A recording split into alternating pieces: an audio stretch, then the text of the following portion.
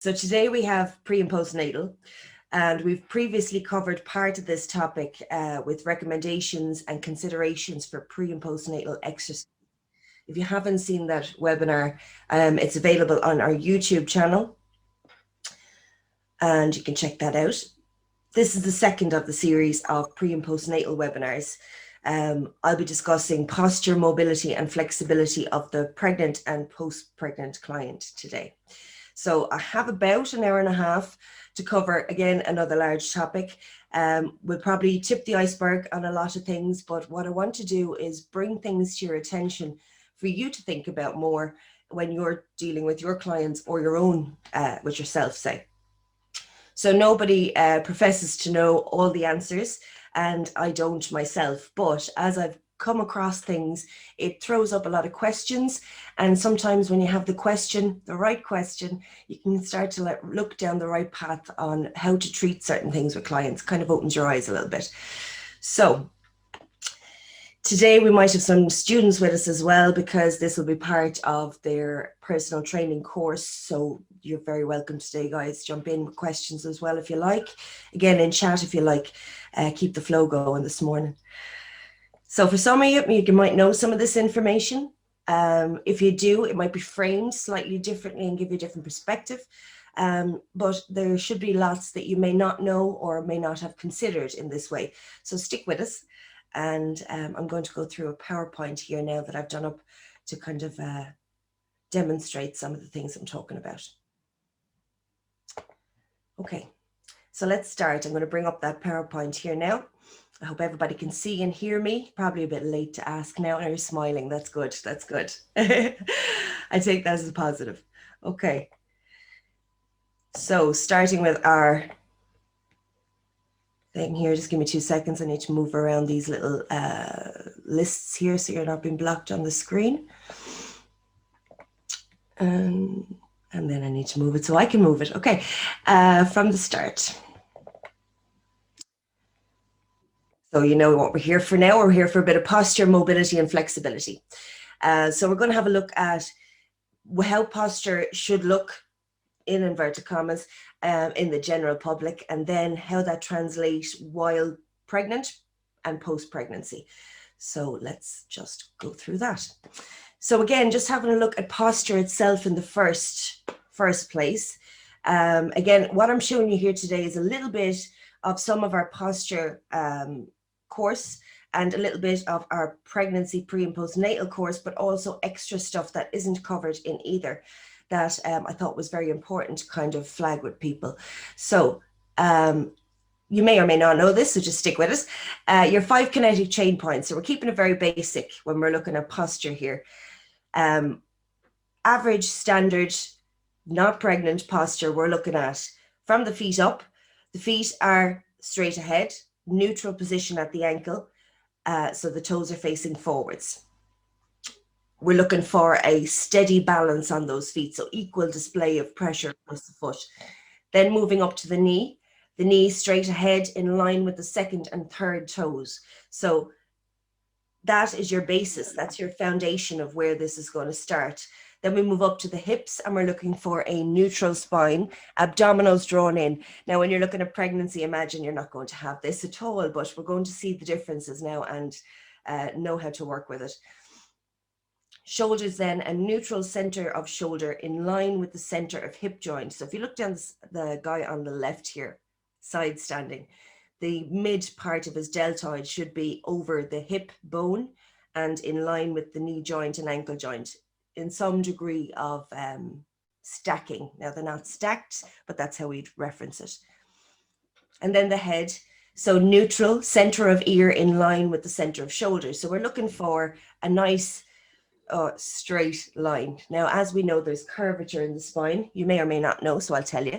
The spine has curvature of 35 degrees in the lumbar part, the lower part, and in the thoracic part, the top part. And it's a natural curvature that we would expect to see. And with postural issues, there can be an increase in those curvatures.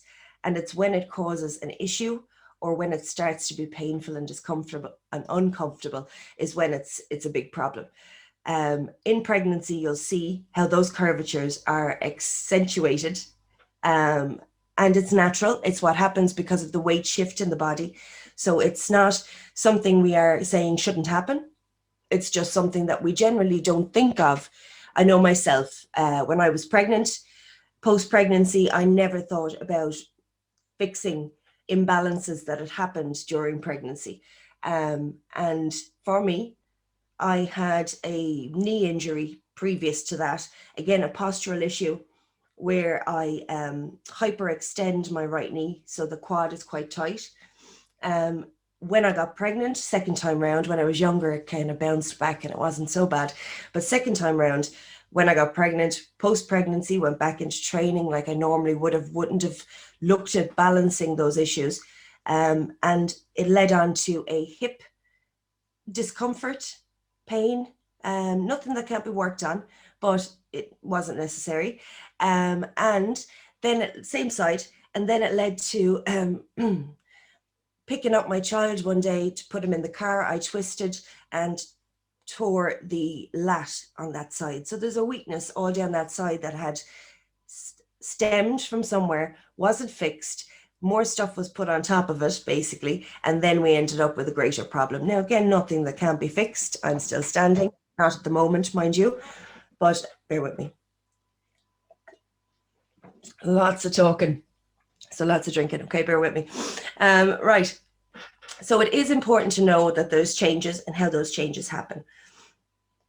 So your ideal posture we're looking at here, again, ideal. What we would want more so is functional posture. In our course talking about posture, we will explain that. It's very important to understand what ideal posture is, what functional posture is, and then where you stand in that.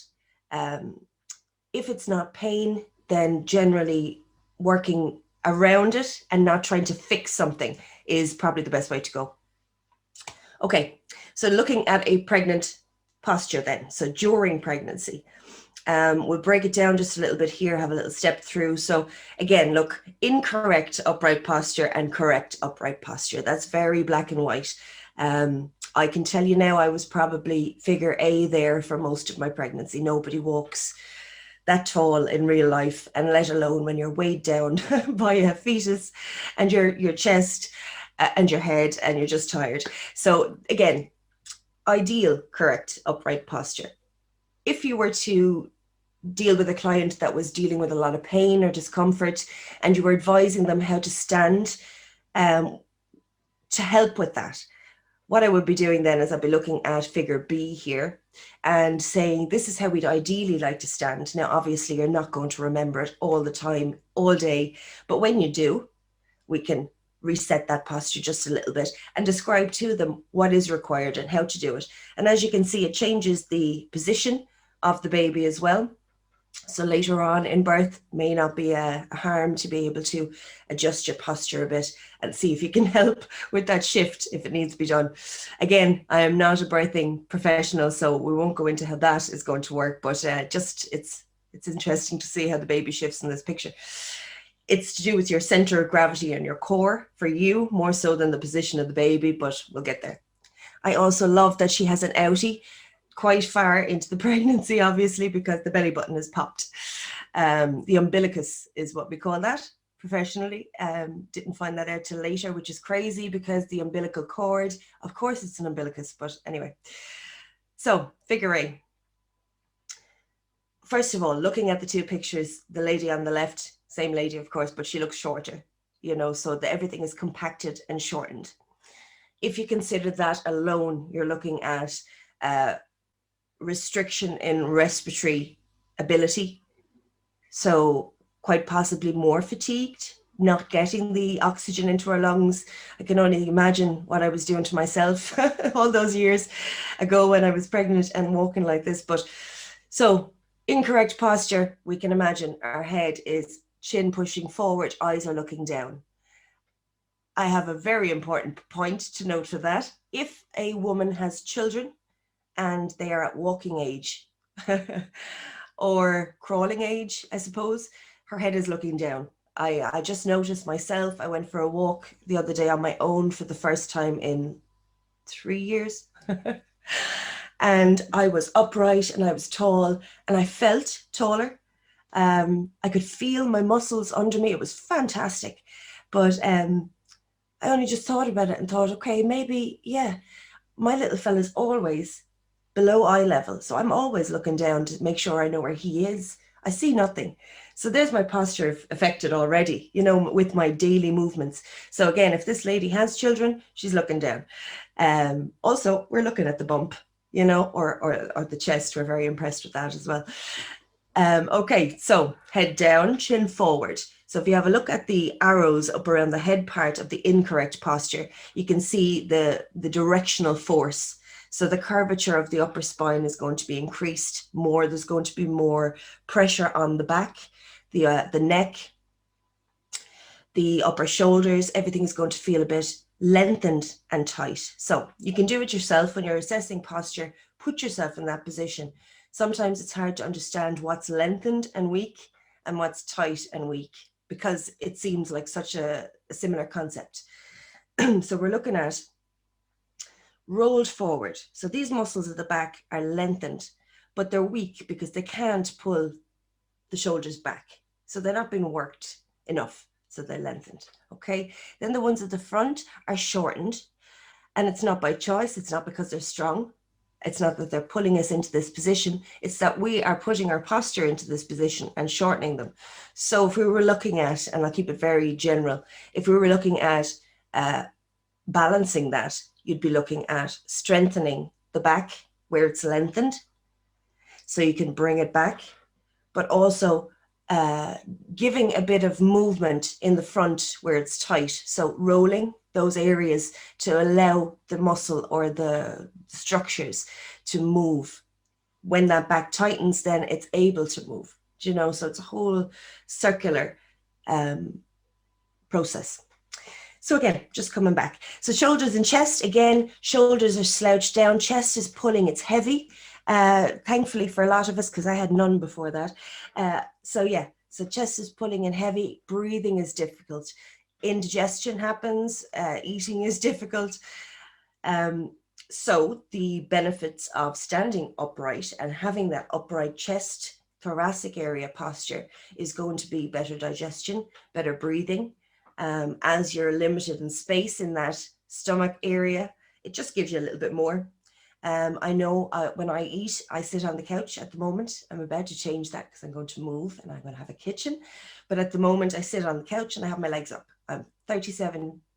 Oh my God, 37 years of age and I sit like a child. So my digestive system is squashed from sitting like that. And this poor woman has all that been pushed up against the digestive system.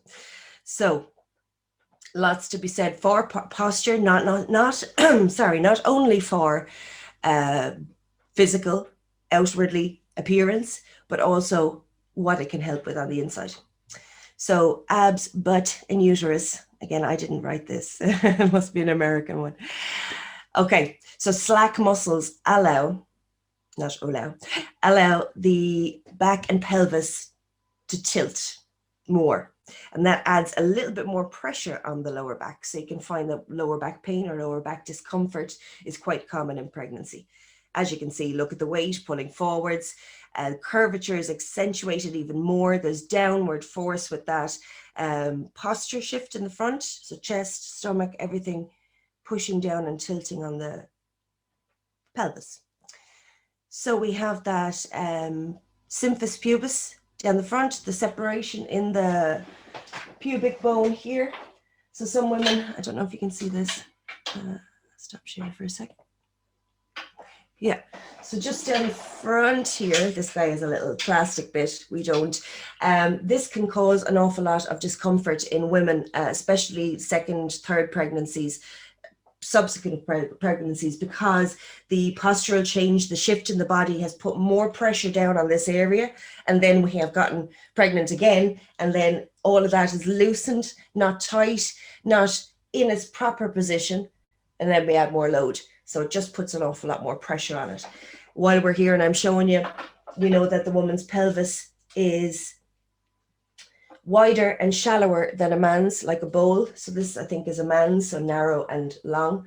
A woman's is wider and shallower. So the hip socket is at a wider angle, and there's an adduction, wrong way, an adduction at the legs a little bit more than there would be in men. I am moving this the wrong way. I'm totally backwards. Okay. So men have this lovely parallel because it's not pushing, and then women have a little bit of a forced adduction already. So that's why when we squat, we tend to pop the knees in the way. There's a little bit more of a pull if not trained. All of this comes into it then in pregnancy posture as well, the awareness of the whole thing. Back we go. Sorry, me fiddling with screens is about all you'll see today. Yeah.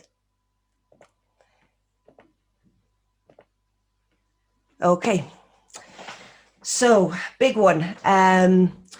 If you're looking at the pelvic tilt is shifted to the front. So the glutes are lengthened and weak. So if you stand in that position, you can see it yourself, but tilt the bum out. Imagine the stomach sticking out. The glutes are lengthened and weak. The hamstrings are lengthened and weak. Quads can be tight. If you look then down, just even down the screen there at the picture, the angle of the knee under the hip is more severe in incorrect posture. The quads are tightened and the hamstrings are weak, so it's pulling that leg into more severe angle. So the knee joint and the ankle joint are going to be under a little bit more pressure there too. So going back to the abs, butt and uterus. So slack muscles allow the back and pelvis to shift forward, causes backache, strained abdominals. So we'll have a little look at diastasis recti later on, but if you think about if the abdominals are weakened, which they will be, we can't work them as much, not during pregnancy, and maybe the client hasn't done previous. So there will be a bit of weakness there. Again, the posture shift is going to force that weight a little bit more to the front, kind of pushing on that weakness a bit more. And there's going to be that weight behind it. So that diastasis recti can be accentuated a little bit if the posture is not helping as well. Excess pressure on the bladder. So we're always talking about being pregnant and having to go to the toilet. It'd be interesting to try that out, see if it would help. I would have loved to know about correct posture during pregnancy to see if I could mitigate those peeing situations. But again, it's positioning of the fetus, positioning of the pelvis in the center of the thorax in the core. Again, your breathing and your pelvic floor working together so you have more control over the pelvic floor as well. Again, that will all help. Okay, drink time. Knees. So pressing back, as I said, you strain the joints, so you put an awful lot of pressure. See the way the leg is straight down. So all that force is straight down onto that knee joint, and the knees are designed to have that little curvature in them as well, like on the right there, that to take the force off the body. Weight is on the inner borders, strains the arches and the calves and causes leg aches. So you can see where this pattern of discomfort and pain would stem from with just having incorrect posture. As I said, it's not about going around totally correct all the time. It's about awareness, explaining what it does when you do this and what it does when you do that, and bringing an awareness to your clients so they can choose and consciously make that choice.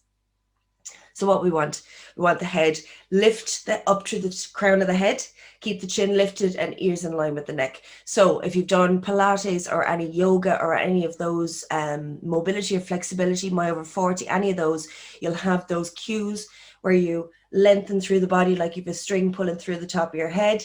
So that lengthens the neck away from the shoulders naturally, rather than saying drop the shoulders away from the ears. Sometimes visual cues are better.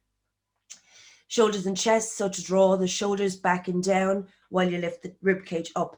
Something that I don't know if I've mentioned in this webinar, but again, posture is going to help with, is rib flare after pregnancy.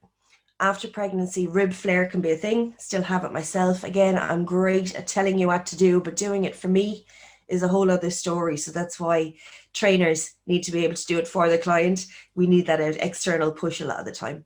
But I have that little bit of rib flare from my posture.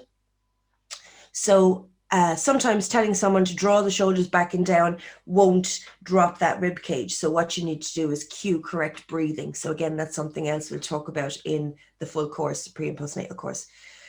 The abs, butt and uterus. So we're contracting the abdominals to support the baby, tucking the bum under, tilting the pubic bone slightly forward to center the pelvic bowl. So again, you could think of it as trying to balance a cup on your bump, that kind of thing, depending on the size, of course. But if you could maybe focus on the softening of the knee and tucking in the glutes, we could also work on the pelvic floor there. So cueing pelvic floor contractions, pelvic tilts, great exercises for cueing these kind of movements and postures. So again, down to the knees. So bend the knees to ease the weight of the body over the feet. Again, we're going to go into, hopefully we'll go into fascia in a while, and that'll change it a little bit more, a different way of thinking about it, because we aren't just stacked on top of it. The bones aren't just like stacked on top of each other and all that weight straight down. It is suspended in a network of fascia and connective tissue. So that's a factor too. But the weight of the uterus, the weight of everything additionally inside is going to put that extra weight in the knees. Feet then want to distribute the weight over the center of each foot. So again, just consciously being aware of the foot rolling. Maybe a lot of women need to go and have different shoes. They need to have a different shoe size. Sometimes the foot grows.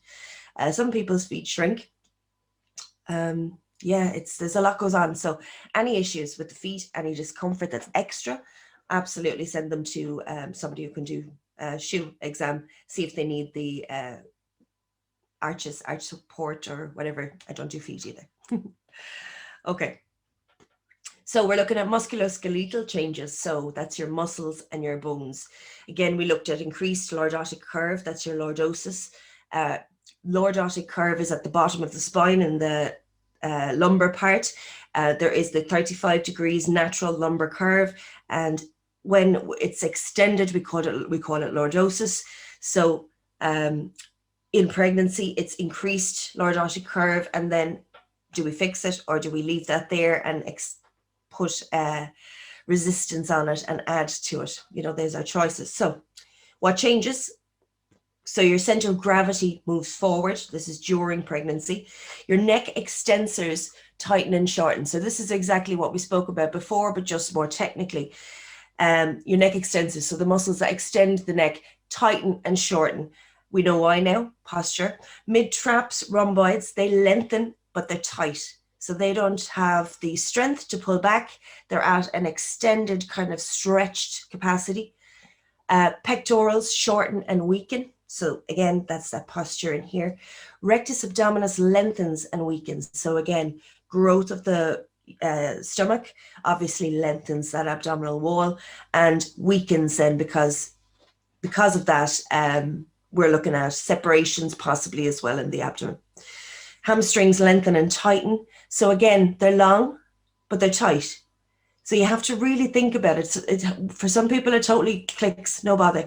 But for others, it doesn't quite click. So just put yourself standing in those positions and feel what feels shortened or tight, exactly like that.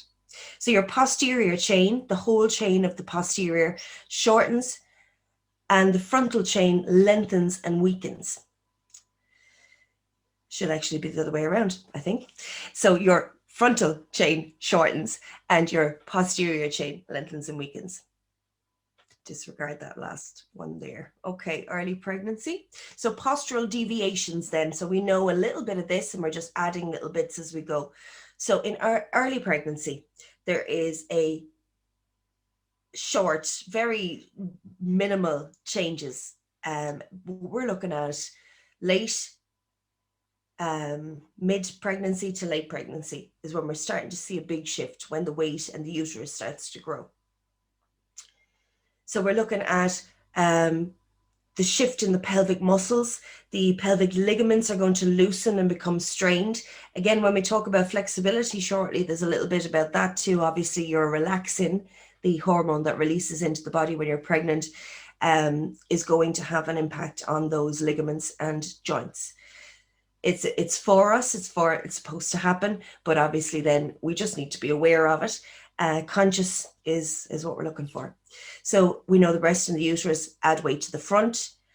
Nerves might be pressed on as the baby grows or shifts position. So we'll have a look in a second. I think it's due to come up. Sciatica. So sciatica can be quite common for women in pregnancy. So we're looking at here early pregnancy where the sciatic nerve is. The sciatic nerve shifts during pregnancy because of that pelvic change. The weakened glute muscles, the lengthened weakened glute muscles can be pushing on that sciatic nerve as well and creating irritation down the leg. So we're looking at loosening of ligaments, loosening of joints, different compressions of muscles on different areas because of that lengthening or tightening.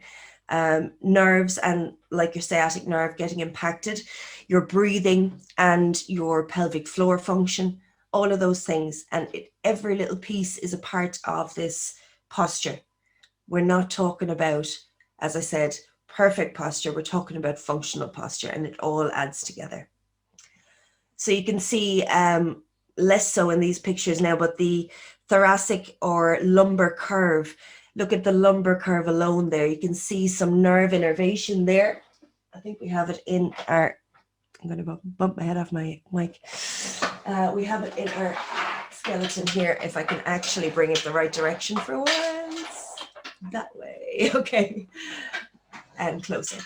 Okay, so you can kind of see there's some yellow rubbery bits on my guy going in and out through the spine, and they would be your nerves, your nerve structures down into the sacrum. So if you can imagine that the curvature would be increased here, so these separations would be compacted. There would be a lot of pressure on those discs and a lot of pressure on the nerves as well. So posture could have a lot to do with pain. Lower back, you can see where it would all come from, down into the sacrum, down into the pelvis. A lot going on in there that when we shift, we're putting different pressures on the body. Okay. So what we're looking at is overactive and underactive muscles. Again, just back to the little bit of posture there. So that is what causes, or that is what happens with a postural deviation. It can also be a cause of, it's quite circular. Either bad posture causes these underactive muscles and overactive muscles, or working these muscles in a unbalanced way can cause your postural deviation. So it's quite circular. So looking at the upper body, the overactive muscles. So your trapezius, the big muscle at the back, levator scapulae, so your scapula. If you think about while we're looking through this, the different joints that can be affected with these muscles being inhibited or overactive. So your levator scapulae, your scapula are going to be affected there as well.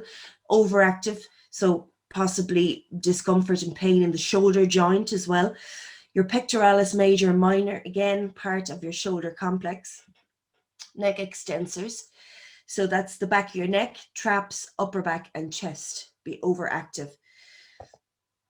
So we're looking to stretch those areas. Anything that's overactive, now not necessarily stretch. We're looking to release the tension. We're looking to reestablish the correct pathway from the nervous system to the muscles. So working with these muscles, it doesn't have to be static stretch, dynamic stretch. There's nothing specifically has to be done here.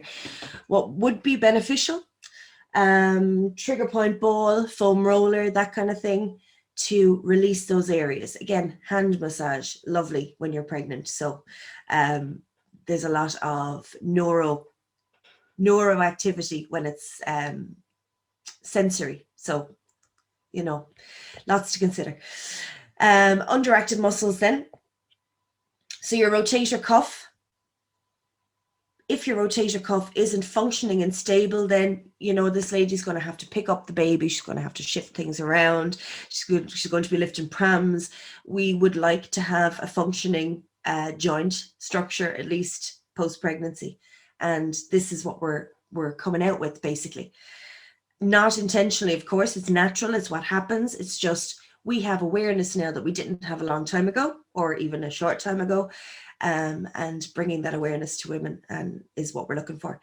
So rotator cuff, that's the shoulder complexes. There's 4 joints in there. Lower trapezius, rhomboid. So again, that's center of the back. Serratus anterior, so in around the edge of the rib cage. They are muscles of inspiration, expiration, breathing. Deep neck flexors. So again, we're looking at the opposing muscles more or less to the overactive ones. As always, there's a balance or an imbalance in the opposing or balancing muscles. So that's the muscles in the back, around the shoulder blades, rear delts, and in front of the neck. So if you can establish where the woman is having her discomfort or where the pain is, you can work on the areas that will help relieve it. It doesn't always mean lots of exercise. It doesn't always mean lifting weights, but stimulating the muscles that are underactive to function. Literally mobility exercises, flexibility within reason. We'll get to that. So again, those underactive muscles we're looking to strengthen in some way. Again, that does not mean heavy weights necessarily. Okay. So the implications for exercise. Again, this webinar I'm purely talking about in a postural or mobility or flexibility basis, not you'll have to go to the previous webinar to understand other implications for exercise that are very important. And of course, your screening and your doctor's clearance is important as well. It may not be mentioned here in this webinar, but don't forget it. Your implications for exercise then, remember your lumbar changes. So we have reduced range of motion in the lumbar spine. Again, look, we're looking at the client not being prone or supine at certain stages of pregnancy. So again, that's a consideration, but we have reduced range of motion in your lumbar spine. So that's reduced ability to maintain the correct pelvic alignment. That's reduced lumbopelvic stability. So the lumbar and the pelvis connections are less stable, and the hamstrings are dominant. They're being pulled. They're dominant, but they're weak. If you consider that they're being lengthened, but they are the ones holding the posture. That's why they're dominant. If in my case, it's my quads are dominant without pregnancy, and then in pregnancy, I had that hamstring dominance purely from the pull-up posture. I think it might have taken the pressure off the quads, but it just put it somewhere else. Hip flexors, another big one with pregnant clients. During pregnancy, hip flexors can feel very, very tight.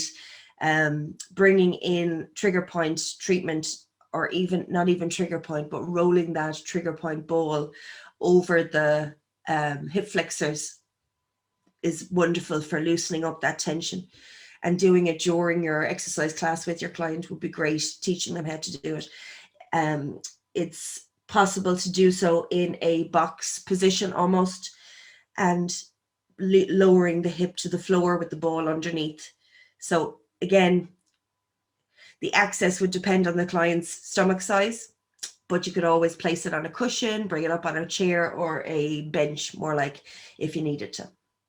The mini rollers are great for that as well, because they sometimes you can't see below the bump. Not sometimes, all the time. You can't see below the bump. So, you know, you might be able to place the smaller roller easier. So there's you have options, you know. Okay, so what we're looking at, again, from the foot up, more or less,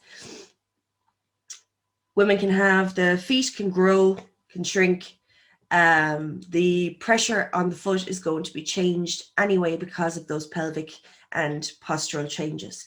So it's possible that there's dropped arches or the ankles roll in or out. That in itself will lead to malabsorption of ground forces. So obviously when the foot strikes the ground, it won't be an even force and will put more strain on whatever aspect it's inclined towards. So working on foot posturing is no problem at all during pregnancy. Actually quite good to do a little bit of mobility. Again, just consider your flexibility considerations. We'll get to that. So your legs, more vulnerable to cramping due to the forward shift in the center of gravity. Restless leg syndrome, quite common. So another reason why helping that posture would be good, but stretching and loosening these connective tissues is a positive. Thighs then, so the weight gain above the thighs, not that the thighs gain weight, but the weight gain, ligament support decreases. So if you can imagine the support in those hip flexors, the hip structure itself is less structured, less stable. The quad muscle changes. All of these things can compromise your knee joint. As I said, I already started with that. So definitely felt it just a little bit more during pregnancy. So what we'd like to do ideally is to spend time loosening joints, consider postural adaptations. Again, this is more general than pregnancy specific. You need to reapply these conditions to your pregnant client. So I have here, perhaps raise the pulse on a different piece of equipment until the body is prepared. With that, you would keep the considerations of working with the next pregnant client, not to get the heart rate up too high, not to get the temperature up too high, but the idea of using different pieces of equipment to allow different joint movements if you're working in a gym environment is a good thing to do. So dynamic stretching rather than static. That again would be more general for posture in the general population, but if you were to static stretch when pregnant, it is possible that you can overstretch. Absolutely possible if you were to dynamically stretch too. But if you consider our dynamic stretches are very often more along the lines of, say, jump jacks, half jacks for pregnant clients, more joint movement, muscle movement than stretching as such. So dynamic would be better. Keep the impact low, of course, you know this yourself. You want to aim to maintain postural alignment. So again, awareness. So when teaching exercises, we're conscious of the fact that the posture has changed for the woman. So we need to take that into consideration. So for example, average client, if we were to do an overhead press, not saying you would with your pregnant client, but average client, in that postural change, the shoulder press would shift to the front. Okay, so it wouldn't be in alignment. Again, if we were to do that, we would be reinforcing the postural shift rather than helping it change, helping it not be there. So we would avoid that exercise. I would avoid that exercise anyway. In pregnancy, overhead, generally not recommended because of blood pressure. If you were to do it, you'd be doing it sitting down, under supervision, etc. All of that is an aside to this. So we're looking to stretch to maintain muscle length. Again, that's in brackets, and not flexibility. So we're not looking to extend our flexibility, especially during pregnancy. But we do want to maintain optimal muscle length, again, in inverted commas. That is more about your neuromuscular connection and your ability to work through the stretch reflex and work past it. Again, different in pregnancy because you need to consider your hormones. Okay, so now we're looking at the sciatic nerve. Again, it's a big thing in pregnancy. Just get, if anyone's joined us there, just to mute yourselves, please. Thank you. Okay, so hip and lower body, we're looking at changes in pelvic alignment, reduced support from the glutes. Again, all that shift. So look at where the sciatic nerve is located and innervated. So down in the lower spine, it goes down through the glute, the back of the thigh, and separates down through the thigh or through the calf, sorry, into the foot. There's a lot of it's generally, that's why I have bulging disc and herniated disc here. That's not to do with pregnancy necessarily, but when there is that condition, there can be pressing on that sciatic nerve in the spine part. So if we think about in pregnancy, we have almost mimicked that compression or bulging disc or herniated disc. It isn't bulging or herniated, but the shift of the spine and the pelvis is creating almost like mimicking factors. And putting pressure on those spinal nerves can also then lead to sciatic pain. So again, some of that, most of that is going to be something we can't do a lot about because of our shift in weight of the uterus, etc. But again, knowing about it and being able to shift that posture and take pressure off can help. So again, growing uterus puts pressure on the sciatic nerve. We're taking up more space in that abdominal area. So everything has been shoved around. Very interesting stuff going on in there. So it's the origin of burning sensation and pain that travels down the leg. So you can barely see it in this guy, but that's the sciatic nerve. It's the blue in the left picture. Pregnancy, I have spoken about these things many times, but just in context here, Piriformis Syndrome is quite similar to sciatica in that it mimics similar pain responses, that shooting pain down into the glute or into the upper thigh, quite similar. And if you think about it, the postural changes of the lengthened glute pushing on that sciatic nerve could be a factor there. So stretching those tightened glute muscles, strengthening, even though you feel like you don't want to, strengthening the glute muscles and then stretching them afterwards within your relaxing limitations. So changes in pelvic alignment reduce support from the glutes. Changes in muscle dominance can put pressure on the hips, knees, and ankles. Again, we're talking about a stacking effect. Reduce range of movement. Need a drink now. I'm tripping over my words, sorry. Or range of movement around the hip and pelvis. We're talking about joints here already. We're already talking about mobility, how that's going to be affected. Risk of vulnerable knee joint, risk of absorption of impact from foot. So you could be looking at plantar fasciitis, tightening of that skin on the bottom of the foot, tight calves, tight hamstrings. It depends. It can hit different people in different places. If there was an issue there before, obviously that would be the place that would be weakest and possibly felt first.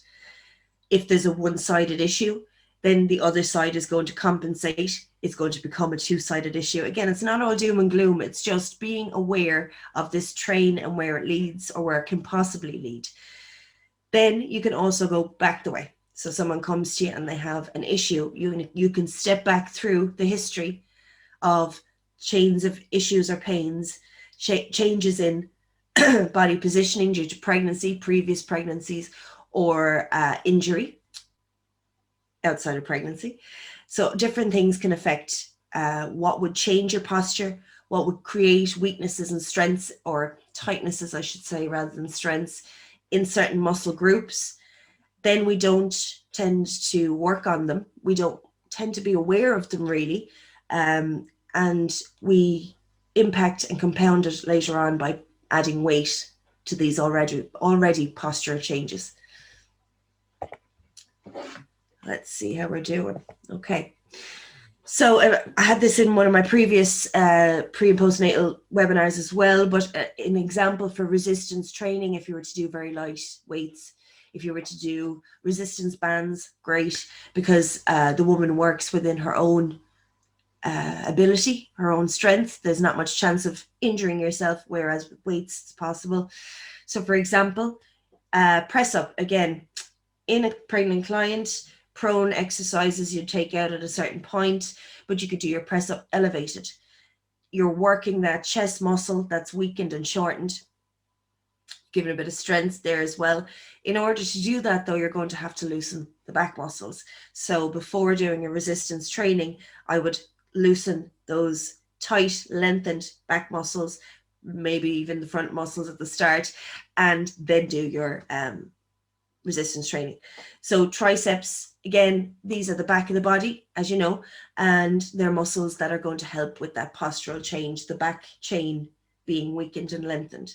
Upright row. So again, that center of the back that's lengthened, we're wanting to bring that back and make it work more efficiently. Again, just refocus the muscle dominance more so than build. Body weight squat, again, these lower body ones would be more for being able to manage your own body. As you put on weight, as you get heavier, and I don't mean weight, it's baby mostly, but you need to be able to manage your own body. Some women like to squat when they're giving birth, so you know, building up that squat helps. It also helps with that pelvic mobility, that movement that we wouldn't be doing very often. We're keeping everything quite steady and still as we tend to grow. In general, that's how it goes. Lunges, then again, just having that unilateral strength, unilateral control of the pelvis again. So when we're doing these squats, lunges, we're looking at cueing for intra-abdominal pressure and cueing for your pelvic alignment. So checking that curvature of the lower spine before you would do the squat or lunge. Calf raises, then again, just another option for strengthening. The calves are going to need a good roll as well because they may be tight. So just samples, just an idea. There's loads that you can do, loads that you can't do. We'll come to that later, or shouldn't do without consideration, more so than can't. So we're looking at over here on the right is actually University of Alberta recommendations, but the national and international recommendations are starting to come a lot more in line. So general, what you would expect, 150 minutes a week, ideally, of movement. Again, down to the client, everybody's different. As I completely overdo saying, every client is different. Every trainer is different too. So, you know, your choices are important. Oh yes, okay. So pelvic tilts. Again, some of this you'll know, some of this you won't. And I don't just mean pelvic tilts, but the whole lot. So your pelvic floor, very important during pregnancy, after pregnancy, all times. The pelvic floor is that hammock that holds in, basically, again, I'm being very, very simplistic here, holds in all the insides and stops you wetting yourself when you don't want to.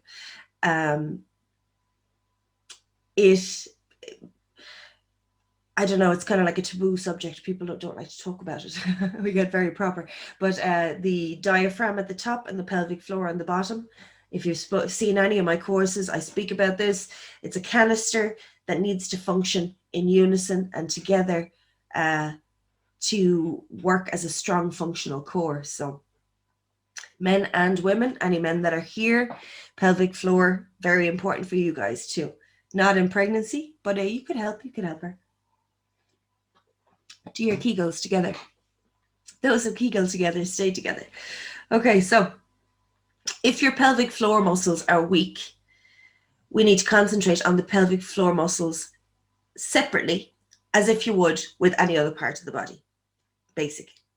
So until the muscles get stronger, you won't get the full benefit of this exercise, which is like the bridge pelvic tilt and standing pelvic tilt. So bring it to the floor, get the client comfortable with, first of all, being able to connect the lower back to the floor to keep it connected while we tilt. In that awareness of where the muscles are. So in this picture, obviously the glutes are lifted. We're talking about keeping the glutes on the floor here and just tilting the pelvis. Teaching the client how to recognize which muscles are working, how to get them to activate the muscles rather than using momentum to move. All of these things, while they seem tiny, tiny little things, are very important. What is great about pregnancy is that for the most part, and mostly probably all women, are looking after themselves and want to do the best they can for themselves, for the baby. They want to make sure they don't tear. They want to make sure that they have the strength and stamina. So now is really the time to teach these fundamental basics for movement, posture, function. So activating and being able to turn on and off the pelvic floor. So what I mean is relaxing and contracting. So some people will have issues with not being able to relax the pelvic floor. They're always contracted. If you consider that shape of the woman's pelvis, like we were saying, is wider and shallower. So the adductors, keeping it very brief, adductors are pulling in. So some women can be almost holding in the way, almost like reinforcing that body position. And with that, might have a tight pelvic floor. They might not even be aware of it. So helping someone know how to clench and release, very important. And then you work on the level of strength. So it's just like any other muscle. So you'd have length of time that you can contract for, degree of contraction. So contract to about 50% and hold, different variations of contraction as well as different lengths of time, reps, sets, similar. But all of that, the same type of mechanics we would use for any muscle group, the pelvic floor is important. Whereas with most muscles, I suppose we do try and relax them, but they tend to relax on their own because the pelvic floor is internal. For some women, teaching them to relax and turn it off can be difficult and needs to be worked on. So again, if it's not your area of expertise, you can refer out. If it's something you want to learn more about, absolutely do, because we need more qualified people out there to help as many women know this stuff in general, everyday life. Okay. So standing pelvic tilt, if you think about it then, right? So what it's saying here is until you're able to work these muscles and control them in a lying pelvic tilt, standing is going to be difficult. So think about the posture of a pregnant woman. First of all, she's got all that shift in the body to contend with. And now we're asking her to shift her pelvis and work the pelvic floor and work the TVA or the transverse abdominis or certain ab muscles. So it can be quite difficult. So we can move to that. Once the understanding is there for the client, we can move. That's how we make it more difficult, obviously, as you know. Okay, so flexibility then. There are hormones released into the body during pregnancy that assist with pregnancy. Again, you'll know a lot of this. If you don't, just a quick run through. So I'll just give you the points here and I'll go on a little bit then. So stretching exercises should not be avoided because of relaxin. So relaxin is that hormone. The purpose of the hormone is to, first of all, to allow implantation. I did not know that. I looked it up the other day. Why I looked it up was because I wanted to know at what points during pregnancy relaxin was most potent in the body. And I assumed it was during birth, towards the end, because it allows ligaments and tendons and connective tissue to stretch a bit more. So you can see why I thought. But apparently also very early in pregnancy, it's very high as well. Highest points will be at the start and at the end of pregnancy. But also it can remain in your system for up to 12 months after pregnancy. We are just a bundle of hormones. So we can use it. We just need to be aware of it. And again, we don't want to cause damage. So safety, of course, is vital, as it says here. So we could include our flexibility. Now, it says flexibility. We kind of more mean general stretching than developing flexibility. We could include it as part of our warm-up and our cool-down. So again, quite similar to how we normally would. Static and dynamic can be included. When you're working with static, or dynamic really, but when you're working with static, because there's such a chance of overstretching, cueing is going to be important, making sure that the client goes to a comfortable level and not past it. We want to feel, normally when we're stretching, we want to go to a point of discomfort, and then we go past it with once we turn off that stretch reflex. When we're pregnant or post-pregnancy, we would go to a point of not discomfort. We won't go that far. We want to feel the stretch, but we're also being cautious because the potential is there that we can stretch past the point that is safe. So no fast or ballistic stretches with control. Again, you could incorporate your breathing with your stretches. This is the time now to bring in those extra concepts for these clients, that they can ingest them, take them in, how your breathing helps with your lifts for later, all that stuff. Focus on those tight muscles we were talking about. So the lengthened or shortened, but whichever ones are causing the most discomfort or inhibiting movement, I suppose. So pectorals, again here, hamstrings. When your hamstrings are lengthened and tight, the feeling is to want to stretch them. And when you stretch them, it feels lovely, but it doesn't do anything. So rather than stretch the hamstrings, I would gently roll them, if anything. Little stretches, nothing too extreme. When you're looking at lengthened hamstrings and they feel like they want to be stretched, very often if you flip to the front and stretch the quad, or even the glute, it can take that pressure off the hamstring indirectly. So the hip flexors, adductors on the inside of the thigh can all be tight. So groin area might feel discomfort. So a little bit of not quite stretching, but lengthening tissues. Again, I don't really like that concept, but it helps you imagine what we're doing. We're just kind of lengthening, brushing out those restrictions ever so gently. So there is no evidence to support that pregnancy hormones can cause tissues to tear, but the potential is always there to overstretch. Overstretching can potentially lead to tearing of tissues, so we just don't need to go there. We don't need to do that to anybody or ourselves. So we don't stretch to a point of pain. Everybody is so different though on what their levels of pain are. One woman, you'll tell her that you're going to be more flexible now because of this relaxing, and she'll think she can put her leg up around her head and be delighted with it. And then could end up injuring herself. So again, you need to know your client. You need to phrase it in a way that it's safe for the client. So again, we don't want to say, oh, you're going to be super flexible now for the next 24 months. Yeah, 24 months. But we have potential to feel good without doing damage. That's kind of what we're looking for here, I guess.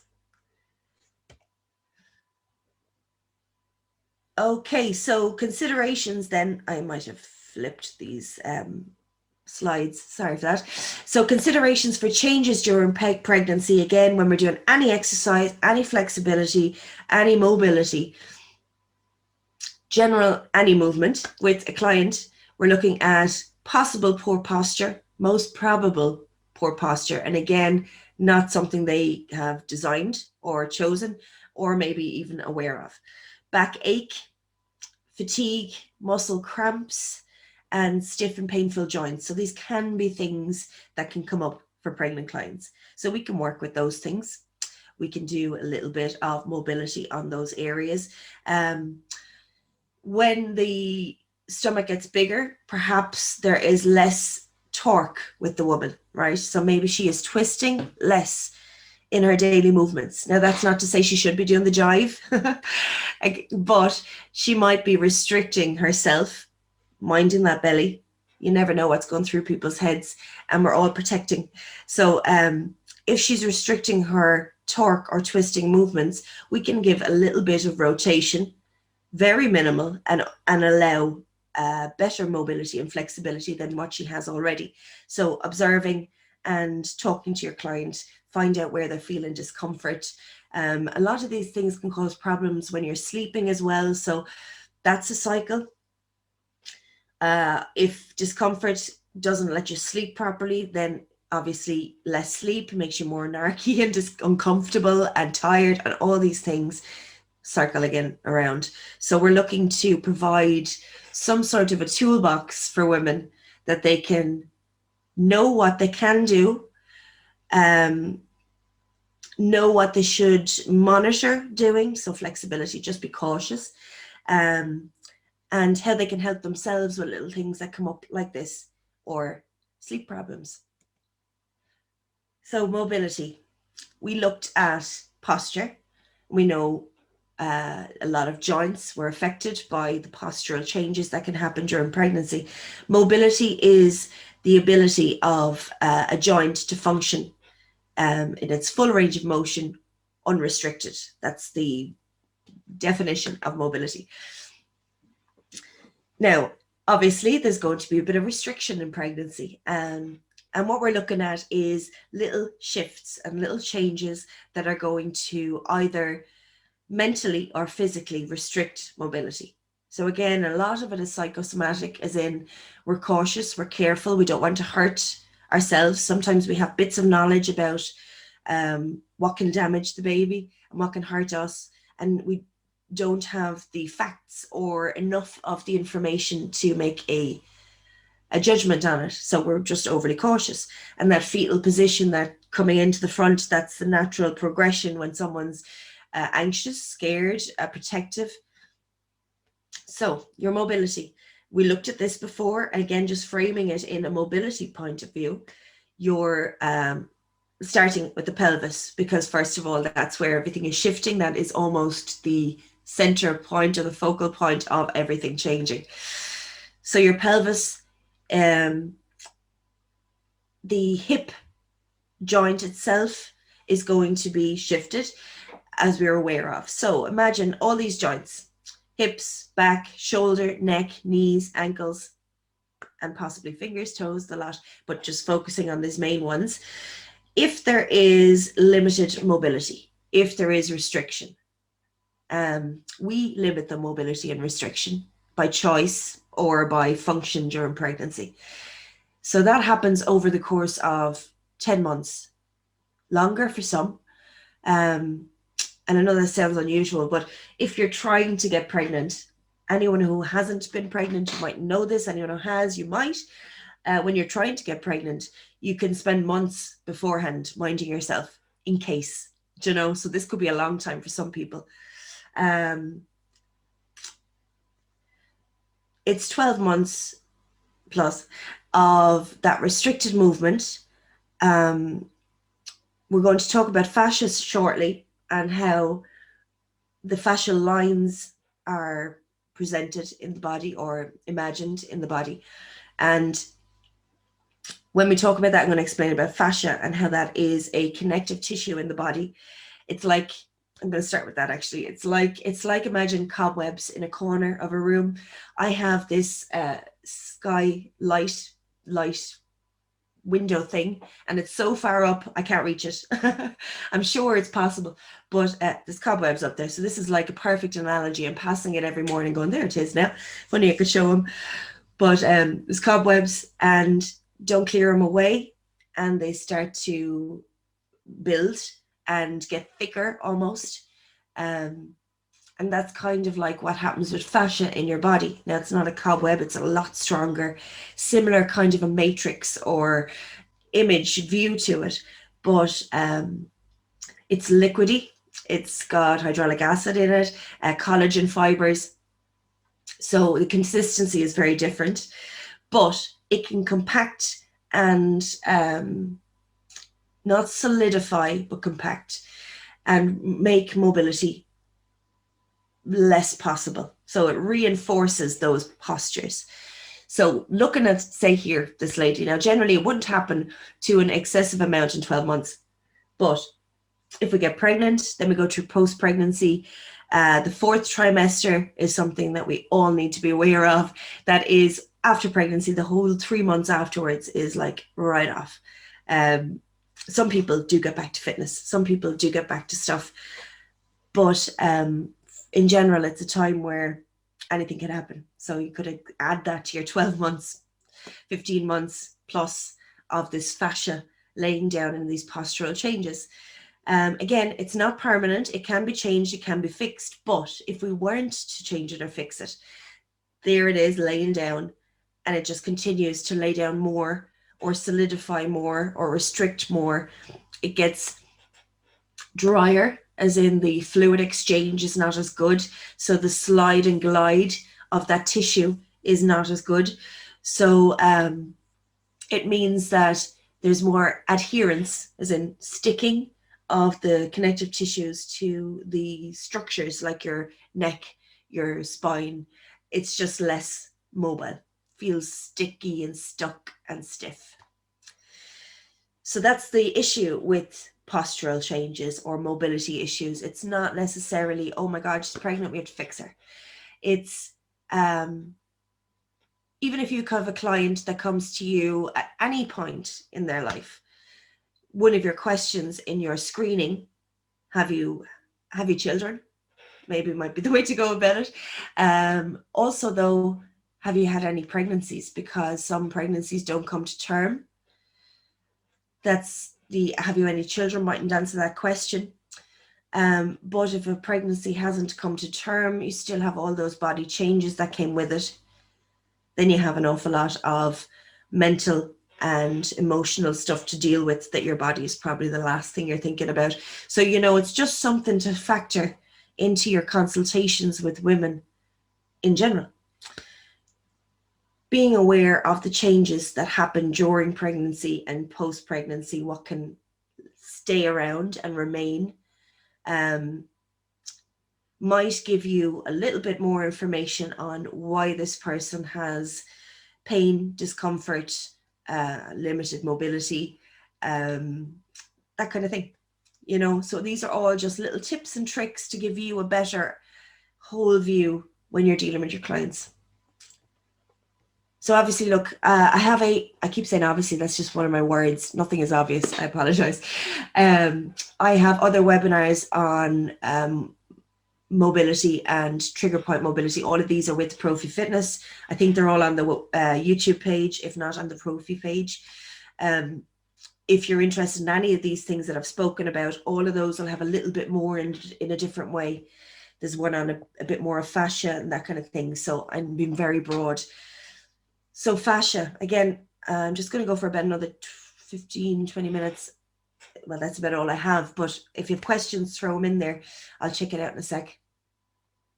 Quick little overview of fascia, because it's a huge subject.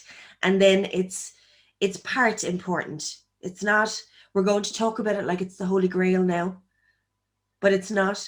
There are components to everything. It's not the only factor. It's just another thing we need to be thinking of and aware of. So fascia, myofascial lines. So that's your myo is your muscle, facial is fascia. So the connection of the muscles in the lines that we would say would be myofascial lines. Again, they're imagined. They don't exist exactly how they're drawn. They're put there like that so we can have an image and an understanding visually. So we're talking about tensegrity and posture. Tensegrity is the tension of connective tissue in the body. So diastasis recti, when we spoke about that in the previous webinar, and I think there's a slide if I get to it, diastasis recti is a separation of the connective tissues. What's missing there is a tensegrity in that, or tension in that connective tissue, that allows the separation, or allows or doesn't bring back the separation. We won't blame it for it. So fascia is an extracellular matrix, means that it's everywhere in the body, outside of cells, outside of all the cells.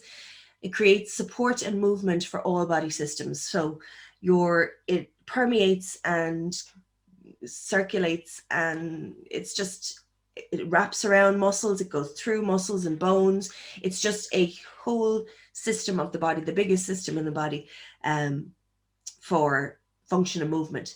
So myofascial is the muscular and facial systems combined.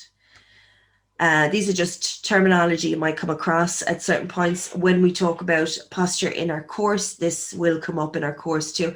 So an aponeurosis is a large sheet of connective tissue or fascia, and the aponeurosis that you might be aware of is the thoracolumbar fascia. So thorax, lumbar spine, and that's the fascia. So it's like the shape of your lats, but it comes across the center and the lower part of the spine. So large sheet of connective tissue. So that one there would be quite important in movement and functional fascia for your movement. Tensegrity then, again, quite a complicated kind of a concept, but based on a system of isolated components under compression inside a network of continuous tension. Okay, so this highlight a bit here might say, so the principle is based on the idea that our bodies are mainly tensegrity structures. Our bones don't pass load directly. So we're looking at our skeleton here, and it looks like the load is passed directly bone to bone, and it's not. Forces flow through these fascial structures and muscles instead of flowing continuously through the bones. So if we were to have, I have a question there and I'll come to it in one sec.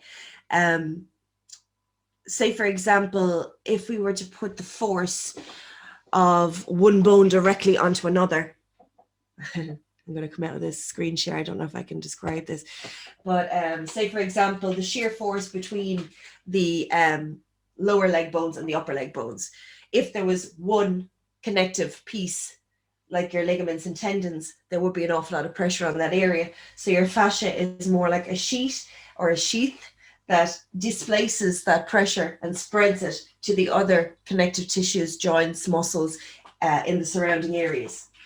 So that's why your fascial chain is important, and the fascial structures in the body, because it's the flow of that restriction or that movement. I have a question there. Do I know when I do the course for the pre and post pregnancy training? No, but what I'll do is I'll get them to post it on the ProFi page. So if you check out the ProFi Fitness Facebook page, I'll get them to post up when the next pre and postnatal course is. If anyone has any more questions, throw them in there. Just last few minutes here, going through last few slides. Okay, so fascia, big thing, especially when we're talking about rehabilitating the diastasis recti or pelvic floor, especially can be important in there because it's another fascial system or another fascial piece. So again, just a brief look at what these myofascial lines look like. Not all of them. There are 12, I think, and these ones are the ones that I thought would demonstrate for us best how the fascial chains will impact training, I suppose, post-pregnancy. So you have the superficial front and back lines.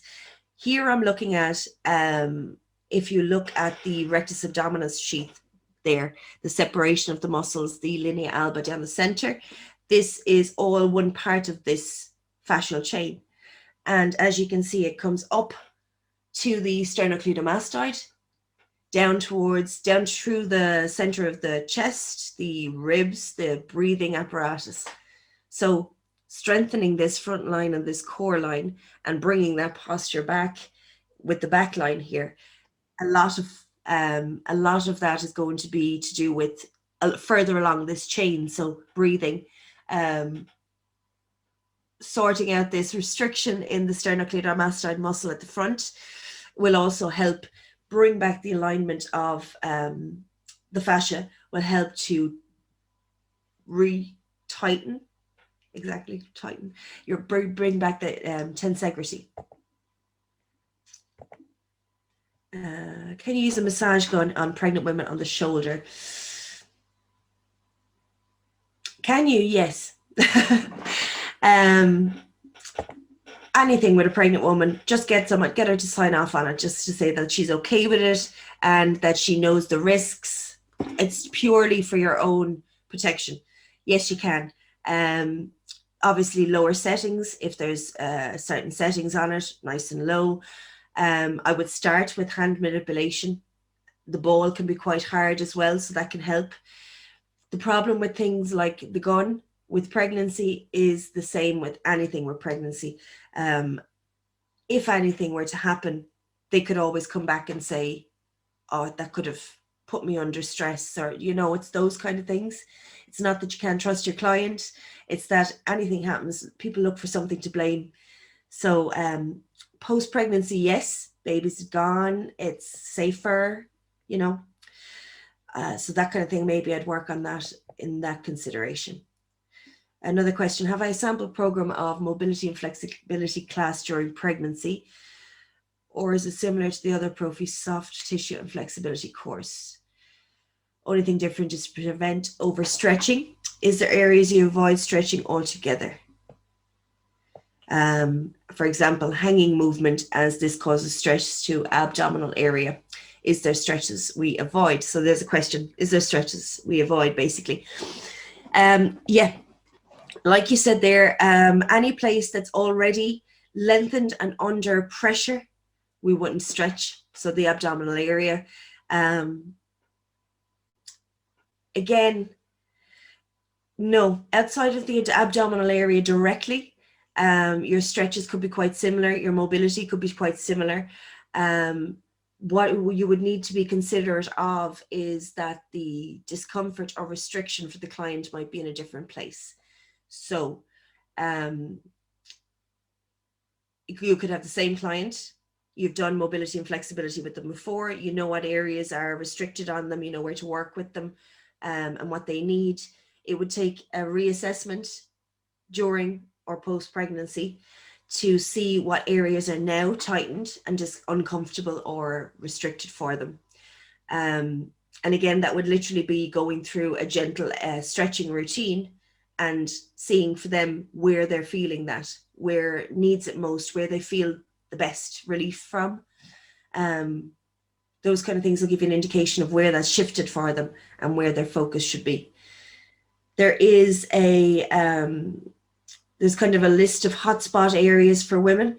What I would do if I were you, if you were doing a class for pregnancy or post-pregnancy, is perhaps go through this visually, have a look at the posture, have a look at the areas that are going to be most likely restricted, shortened, and work out a plan that way. So it's more geared towards your pregnant clients rather than just general mobility and flexibility. The pregnant client will appreciate the fact that it's directed more towards them. And again, just considering your placement of the body, as in where, if you're lying, sitting, standing, that kind of thing. Getting them to bring a pillow for support, all these little extra things that gears it towards a pregnant client. Another question there. I have a few clients with girdle pain, or don't have it now, but had it previous. So we avoid certain stretches for that. So squat, posture, stretch, adductor stretch, or is it okay to do a slight stretch? It depends. It depends where the pelvic girdle pain is coming from. I know that sounds unusual. Okay, so I had a client with groin pain.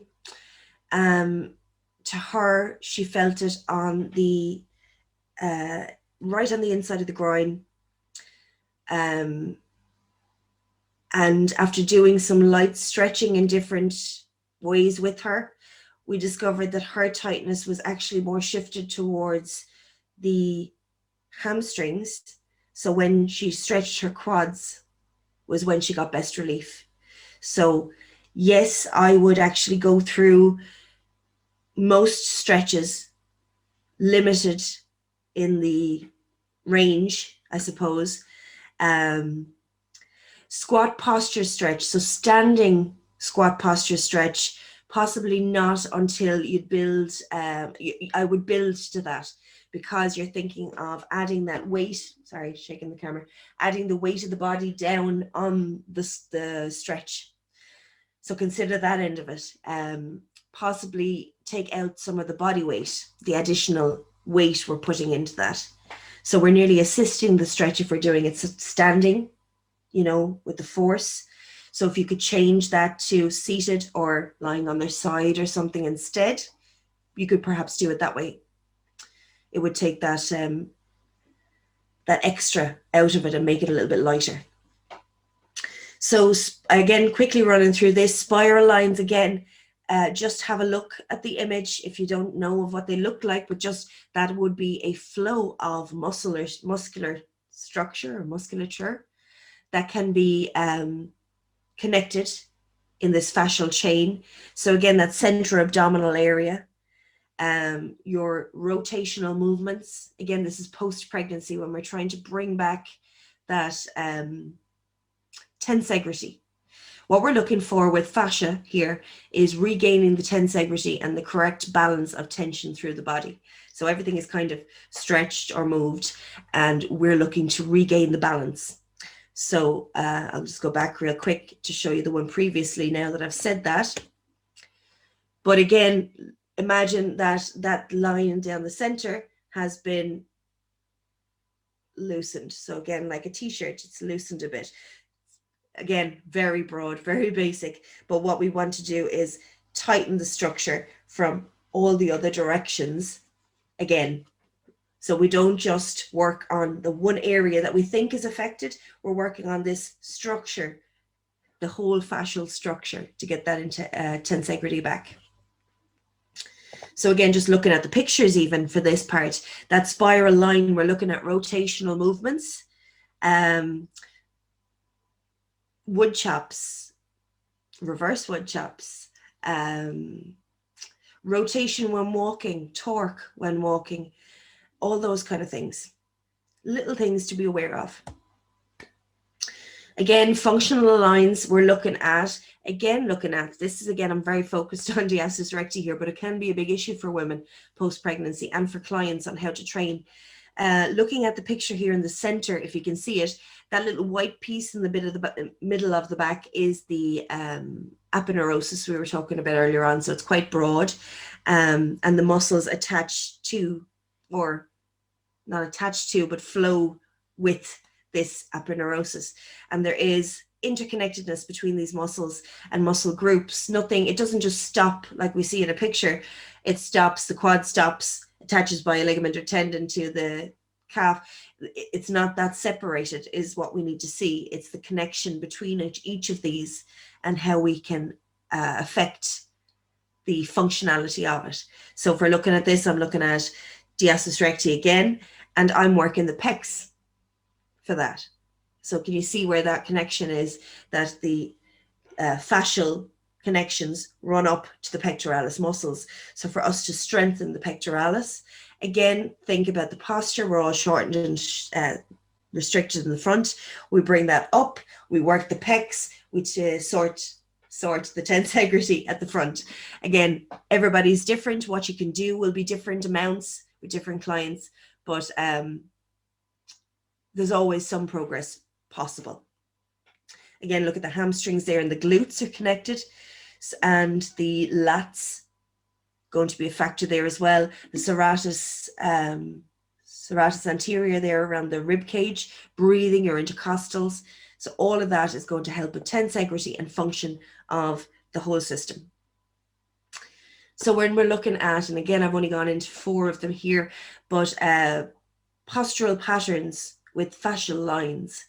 So incorrect balance and posture can come from your superficial back line. With the superficial front line, you're looking at a common issue being a forward tilt or rotated pelvis.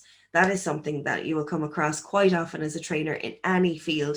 If you're dealing with injuries, discomforts, pains, mobility, flexibility, Pelvic tilt, rotated pelvis, sorry, is quite common. Something else you can look up there if you like. But again, superficial front line being functional will help with those things. Spiral line, so that was the one that rotates we were looking at there. So that is rotational imbalances of the body. Again, stability. Your functional lines, they're mainly required in stabilization or counterweight. So sport related, fitness related, or balance. So again, if there is an issue along this line somewhere, it can affect the whole line. If the whole line is part of one greater system, again, you're talking knock-on effects. We're looking at functional movement, awareness, improving functional movement, and this, all of these little factors are part of it. So it's what we do is very important, and flexibility and mobility, very important as well for everybody. But again, we can see when it comes to a postural change, like pregnancy or injury then as well, these are just things we need to be aware of. So again, this is what diastasis recti looks like. Separation of the muscles, the linea alba, that line of connective tissue down the center, not always and not in every woman, but can separate. And it can happen to men too. And I mean, happen to sounds like we're being assaulted here. This is common. This is normal. What isn't common and normal is for women not to understand that leaving the tension there weak leaves your core weak, leaves your pelvic floor weak, leaves your breathing weak. All of that is connected. So we don't necessarily want to bring those back to picture one. It may never happen, but what we do want to do is increase the tensegrity, the tension, the function, the solidity of that separation, so that it isn't a weakness in the overall structure, and it promotes better movement, healthier movement throughout our whole life.